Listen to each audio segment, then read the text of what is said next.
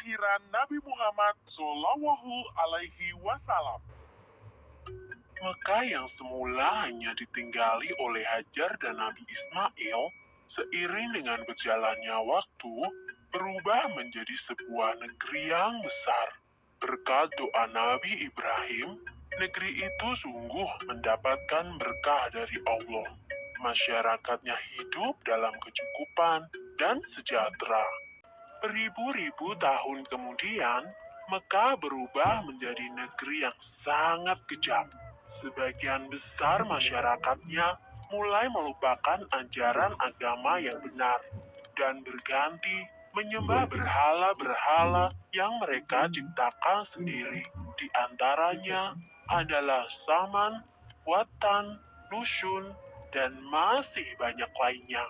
Semua itu adalah Tuhan yang mereka ciptakan dari batu, kayu, ataupun logam. Kaum Quraisy menganggap harta adalah segalanya. Bagi yang memiliki harta paling banyak, dialah yang akan menjadi pemimpin. Demi mencapai kehormatan dan kedudukan, mereka menghalalkan segala cara. Karena itu pula, mereka seringkali terlibat dalam perselisihan dan kadang-kadang menimbulkan perang antar saudara. Bukan hanya Tuhan mereka saja yang berubah, sifat dan perilaku masyarakatnya pun juga berubah.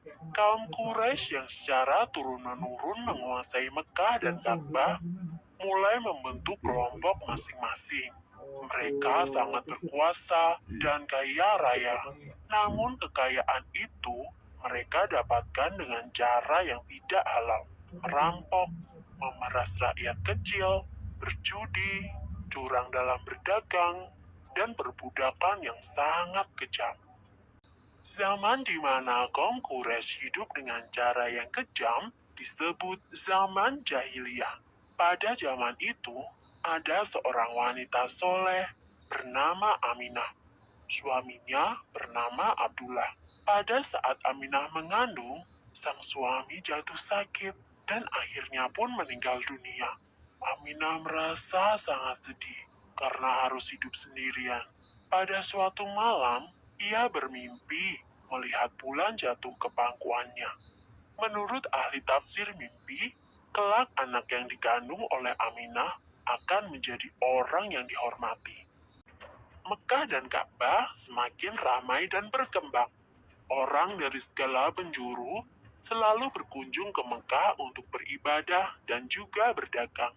Kemajuan Mekah membuat Abraha, seorang gubernur di Yaman, merasa kesal. Ia telah membuat rumah ibadah yang jauh lebih besar dan lebih megah daripada Ka'bah. Namun, tidak ada satupun orang yang mau beribadah ke Yaman. Abraha lalu memerintahkan agar semua pasukannya bersiap-siap.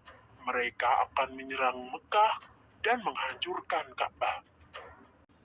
Abraha dan pasukan bergajahnya menyerbu Mekah dengan penuh kesombongan.